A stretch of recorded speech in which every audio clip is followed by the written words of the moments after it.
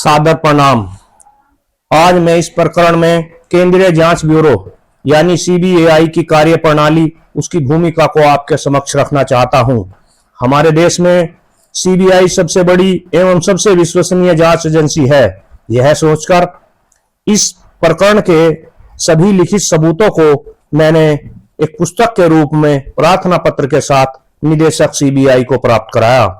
तथा अधिकारियों द्वारा किए गए अपराधों के आधार पर उन्हें सजा दिलवाने की मांग की। सीबीआई द्वारा कोई कार्रवाई न किए जाने के कारण मैंने पुनः एक प्रार्थना पत्र लिखकर निदेशक सीबीआई से पूछा कि जब अधिकारियों द्वारा किए गए अनेक तरह के अपराधों के लिखित सबूत आपको प्राप्त कराए जा चुके हैं, तब इन दोषी अधिकारियों के खिलाफ कार्रवाई क्यों नहीं की जा रही है।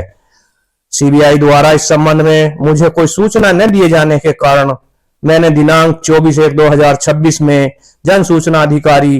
केंद्रीय जांच ब्यूरो से 4 बिंदुओं पर सूचनाएं चाहिए, जिनमें पहला, आईएएस व पीसीएस अधिकारियों द्वारा की गई लूट, गबन, भ्रष्टाचार, माफियाओं के साथ गठजोड़ कर सरकारी संपत्तियों को हड़पने, माफियाओं को संरक्षण देने, फर्जी जांच रिपोर्ट बनाने, उनका प्रयोग करने, फर्जी मुकदमे दर्ज कराने, मुकदमे दर्ज कराने के बाद फर्जी सबूत बनाने, फर्जी विवेचनाएं कराने आदि अनेक अपराधों के लिखित सबूत सीबीआई को प्राप्त हो जाने के बाद सीबीआई द्वारा इन अधिकारियों के विरुद्ध की गई कार्रवाई की प्रमाणित प्रतिलिपि। दूसरा,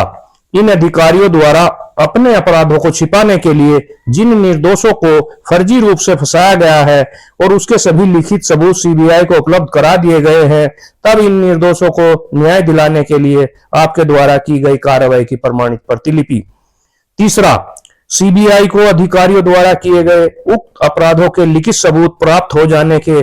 बाद सीबीआई द्वारा दोषी अधिकारियों पर कार्रवाई के लिए किस प्रक्रिया का पालन किया जाता है,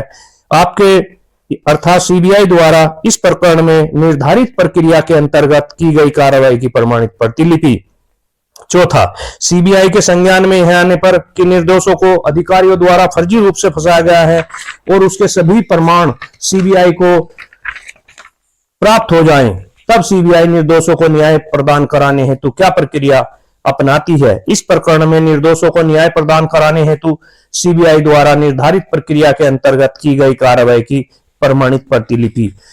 यह आरटीआई मैंने जन सूचना अधिकारी केंद्रीय जांच ब्यूरो को भेज दी। सीबीआई द्वारा मेरे उक्त 4 बिंदुओं में चाही गई सूचना निर्धारित समय अवधि में मुझे प्रदान न किए जाने के कारण मेरे द्वारा दिनांक 14/3/2026 में आरटीआई एक्ट के तहत प्रथम अपील दायर की गई। इसके बाद केंद्रीय जांच ब्यूरो द्वारा दिनांक 18/3/2026 में जारी पत्र के द्वारा मुझे अवगत कराया गया कि आपकी शिकायत में संदर्भित मामला स्थानीय सरकार के कार्य क्षेत्र का विषय है, इसलिए आपका शिकायती पत्र दिनांक 13/12/2025 अग्रिम कार्रवाई हेतु दिनांक 22/12/2025 में मुख्य सचिव उत्तर प्रदेश सरकार को भेज दिया गया था। मुख्य सचिव उत्तर प्रदेश ने क्या किया, यह तो मैं अगली कड़ी में दिखाऊंगा। यहां मेरे द्वारा जिन 4 बिंदुओं पर सूचनाएं सीबीआई से चाही गई थी, उन 4 बिंदुओं में से किसी भी बिंदु पर कोई भी सूचना मुझे प्रदान नहीं की गई। यह सीबीआई का यह पत्र प्राप्त होने पर मैंने गूगल पर सीबीआई के अधिकारी एवं कार्यों की जानकारी की तो पाया कि उच्च सरकारी अधिकारियों द्वारा किए गए भ्रष्टाचार, गंभीर आर्थिक अपराधों एवं अन्य तरह के अपराधों आदि की जांच का अधिकार सीबीआई को है। फिर इस प्रकरण में सीबीआई को आईएएस व पीसीएस अधिकारियों द्वारा किसानों की अरबों रुपए की गन्ने की फसल की ऐतिहासिक लूट करने, माफियाओं के साथ गठजोड़ करके अधिकारी माफिया गठजोड़ द्वारा अरबों रुपए की सरकारी संपत्ति को हड़पने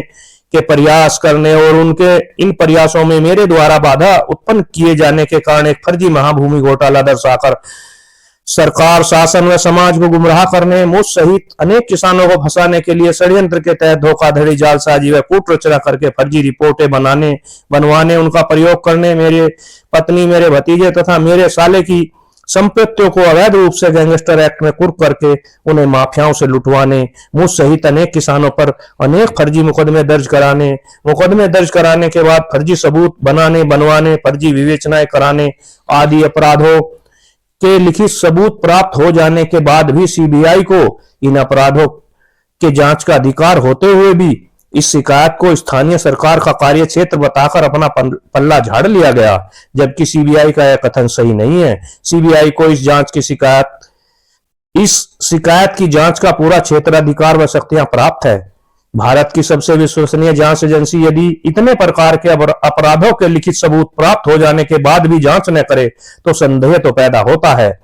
कि ऐसा क्या है कि पूरे देश की जांच एजेंसियां, भारत सरकार के सभी महत्वपूर्ण मंत्रालय के उच्च अधिकारियों, शीर्ष संवैधानिक पदों पर बैठे माननीयों, उत्तर प्रदेश सरकार के महत्वपूर्ण मंत्रालयों के शीर्ष अधिकारियों के इन आईएएस व पीसीएस अधिकारियों के अपराधों के लिखित सबूत उन्हें प्राप्त हो जाने के बाद भी उचित कानूनी कार्रवाई करने, जांच करने के स्थान पर यह प्रकरण एक दूसरे पर टाल रहे हैं।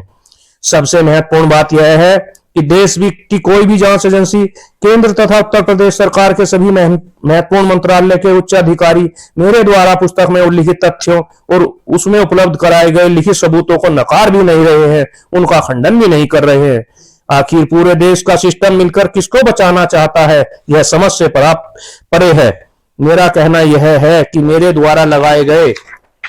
आरोपों की सक्षम जांच एजेंसी या सक्षम अधिकारियों की टीम द्वारा जांच तो कराई जाए।